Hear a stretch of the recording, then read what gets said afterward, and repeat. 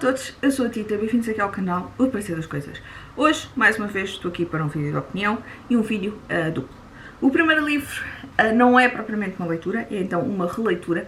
A releitura que eu ando a fazer da tetralogia do Cemitério dos Livros Esquecidos, do Safon, que é organizada então pelo Instagram da Estante da Ana, e o livro então de junho era então O Jogo do Anjo. Este é o segundo volume e que funciona aqui um bocadinho então como prequela da Sombra do Vento. Eu li quer a Sombra do Vento, quer o Jogo do Anjo no início de 2009. E na altura, e foram também estes dois livros que me levaram a criar o blog. E na altura, eu li os seguidos. Eu li a Sombra do Vento e depois peguei logo neste Jogo do Anjo. E na altura, confesso que este livro não me conquistou tanto como a Sombra do Vento. Eu lembro-me de ter dado 5 estrelas ao outro e de ter dado apenas 4 estrelas ao Jogo do Anjo.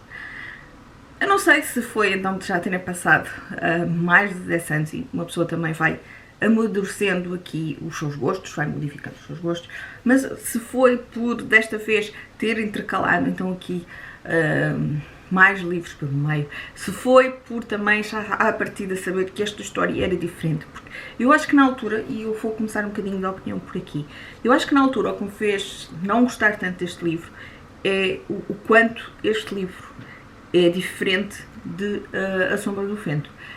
Para já funciona como prequela, portanto nós não temos aqui o Daniel Semper, temos então o avô do Daniel Semper e o pai.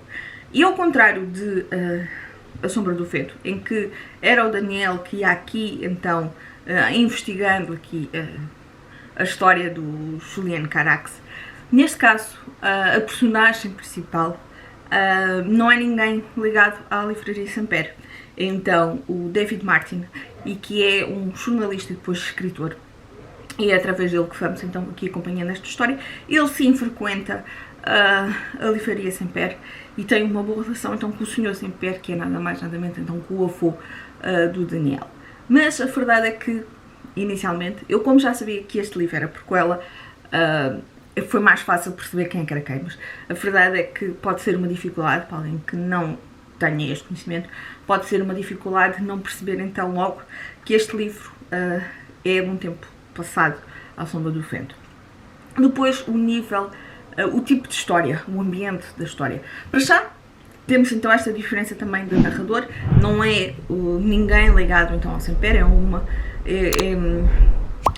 uma personagem que tem a ligação ao Semper, sim, mas não é nenhum Semper, não é nenhum da família do Semper, é aí que eu quero chegar.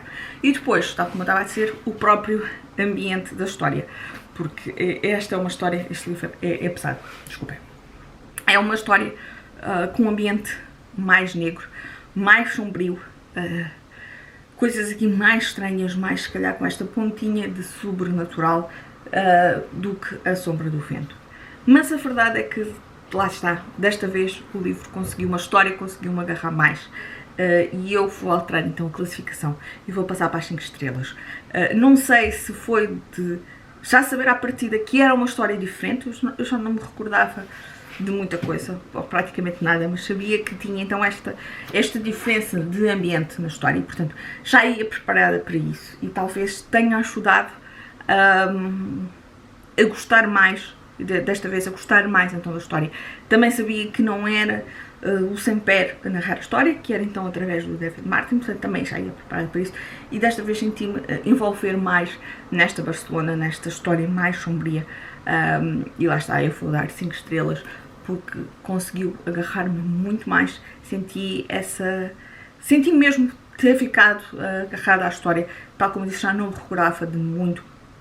Praticamente foi aqui e eu queria descobrir o que é que era, porque se na Sombra do Vento eu relembrava algumas coisas, eu neste efetivamente não me recordava e portanto foi uma grande leitura. O segundo livro que vos tenho para vos falar é então Segredos Submersos. Este foi um livro que há tempos andava no site da M-Books, andava a ver se havia lá o livro de Daphne Maria que me faltava e este livro apareceu nas promoções ou nas campanhas, qualquer coisa assim, e a capa chamou-me a atenção. E eu fui ao Goodreads espreitar, li a sinopse e depois, e a sinopse interessou-me e acabei por li também uma opinião, julgo que foi da Maria João, da Biblioteca da João, e que fiquei muito curiosa com a opinião dela e decidi comprar.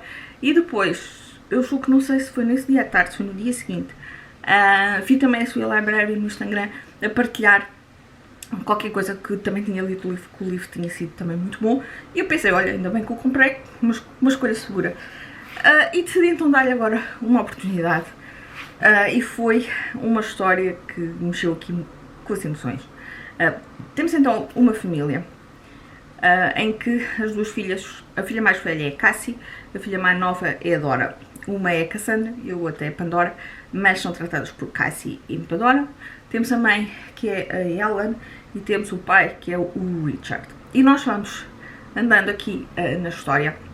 A história é narrada então através destes personagens, nomeadamente Dora, a Ellen e acho que a Cassie. O pai não tem um papel ativo na narração, mas está sempre na história. E vai alternando entre presente e uns anos antes. O que começa inicialmente 15 anos antes e depois vamos aqui até cerca de 9 ou 8 anos também antes do presente. E nós vamos percebendo no presente que esta família, aconteceu aqui algo, esta família, e que fez aqui destabilizar e alterar aquilo que julgávamos conhecer, e notamos que as personagens vivem aqui com um grande sentimento de culpa. Este sentimento de culpa está presente em grande parte do livro, e é a forma como estas personagens, cada uma delas, sente a culpa de um episódio então que aconteceu no passado. É a forma como esse acontecimento marcou não só cada um deles, e cada um deles de forma diferente, mas com esta sensação, todos se culpam. E depois a forma como também no presente, nomeadamente aqui a Dora, que sente que não tem direito, esta culpa que ela sente, que não tem direito então a ser totalmente feliz, sentir então esta plenitude de felicidade. E nós vamos então tentando descobrir aqui o que é que se passou. É uma história que gira então muito aqui em torno desta questão familiar, do relacionamento familiar das 4 personagens e a forma como estas personagens depois daquele acontecimento traumático, tentam então seguir com a vida, mas sempre com esta sensação de culpa, e nós vamos percebendo isto muito bem.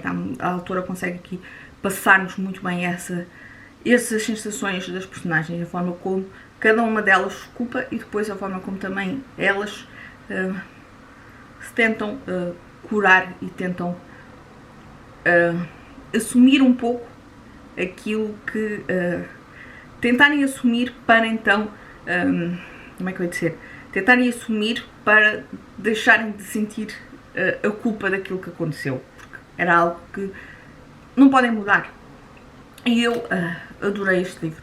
Eu vou dar 5 estrelas. Aqui na reta final, chorei por várias vezes. Eu ando numa lamechas, é a conclusão que eu chego, mas sem dúvida que consegui sentir então essas emoções do livro, e foi uma história, lá está, é um drama familiar, mas não é daquelas chagas que acompanham então inúmeras gerações. Não, estamos aqui focados nestas 4 pessoas, neste acontecimento traumático, e a forma como acabou por marcar cada um deles, acabou por condicionar a vida de cada um deles, e a forma como cada um deles tenta enfrentar então o presente, o futuro, e como tentam encarar então aqui a vida. E foi sem dúvida uma excelente leitura. Vou dar também 5 estrelas porque sem dúvida conquistou-me aqui muito. Foi mesmo uma boa surpresa aqui, quase uma compra por impulso, porque eu fui a capa e chamou muito por mim, e acho que é um livro que vale muito a pena. Infelizmente é da Civilização, já é muito difícil de encontrar, mas podem então experimentar na M-Books, pode ser que ainda tenham exemplares. Ele custou-me 5 euros na M-Books, ou então quem for aqui da zona de Lisboa, quando for à Feira do Livro, na tenda dos pequenos editores, acho que é isso, é uma tenda grande que costuma estar quando subimos o Parque Eduardo VII do lado direito e depois encostado assim ao lado esquerdo, numa tenda grande, e também costumam ter alguns livros da civilização, portanto é espreitar. Mas então no site, eu comprei através no site, e foi sem dúvida uma excelente leitura. Eu vou então ficar por aqui, espero que vos tenha deixado curiosos. Digam-me se já leram Safon, se gostam, espero que sim, porque Safon tem uma escrita muito especial.